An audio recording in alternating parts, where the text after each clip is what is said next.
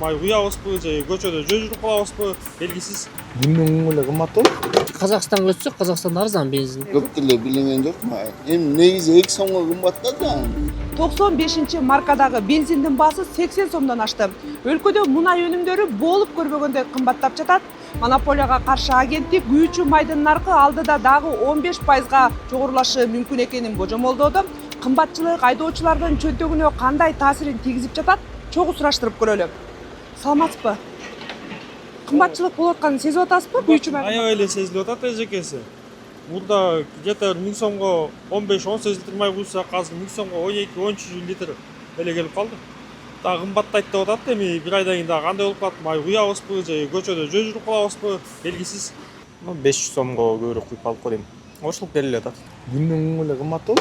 Мурда 1000 сомго 14-15 литр куйсак, азыр 1000 сомго 13,5 литр куюлуп атат. Күнүнө 1000 сомдук жетпей калып атат. Ошчо алып атсак 5000 сомдук куябыз. 5000 сом таба келгенде кыйын болуп атат. Айлык аз. Казакстанга өтсөк, Казакстанда арзан бензин. Кыйыл эле жарым эсе. Ошон кичине келишим түзүп арзандатса болот эле мамлекет. Эл тапканына караганда расходу көп болуп атат азыр.